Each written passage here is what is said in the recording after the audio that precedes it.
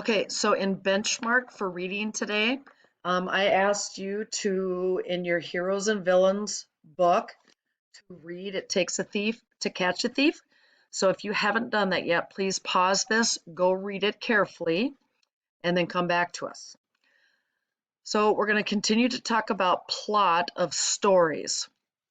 And plot includes the setting and characters, which we've already talked about.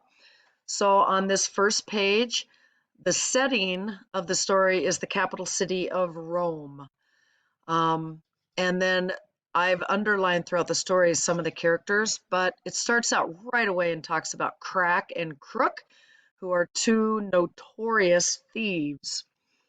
And I also want to talk not just about the characters, but how plot includes the main events of a story throughout the story that has to do with the conflict, which is the problem that's trying to be solved in our story. And the characters in the story, how much they can be part of it. Some are more involved in the plot, some are less involved, but some, um, well, we talked about how, we have the good guys and the bad guys, and some characters you may not even know their names or see them very much, but they're very important. So all characters of stories can be very important to the story. So on this first page, we learn about the two thieves, Crack and Crook, and that they want to meet. And so they eventually up in here, they steal from each other to get to meet. And then they um, gang up together to steal the treasury from the king.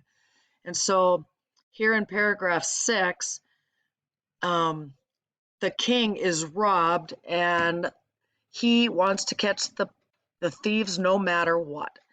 And so that is the conflict of our story, is to catch those thieves. So the king goes to the police and they come up with a plan. They say to catch Crack and Crook, we need somebody crafty and cunning. So then we have Snare. And we learn from the next page that Snare is in prison because he's also a thief. So the first main part of our plot to fix the problem is the captain of the police come up with a plan. And then throughout this part of the story, the plan starts to work. So the king has agreed to let the captain and the police offer Snare freedom and to become a duke if he helps catch these crooks. So he agrees. So that's kind of the first start of the plan. Then down here, they come up with kind of another part of the plan, I should say, is that they decide to um, make meat in the city very, very, very expensive because the only people who could buy very expensive meat would be the two thieves that have all the money. So that's kind of this part here. And then up here, the plan starts to work. And that's what we call the falling action. So we have rise in action, mainly on this page. There's event, and event that lead to kind of the ending and the most exciting part of the story. And then it gets reported that a woman has gone to the butcher shop on the edge of town and bought meat. Okay, plan starts to work. First fall of action. Now we're on their trail, they say, and then they have one of the police officers disguise themselves as a beggar, and the beggar goes around the neighborhoods. And finally, somebody in a house gives the beggar some meat, and that's how they catch Crook and Crack and find the king's treasure. So that is what we call the fall in action, where the plan works, the thieves are caught. And then at the very end is what we call the resolution. And that's how the story ends. They go to jail.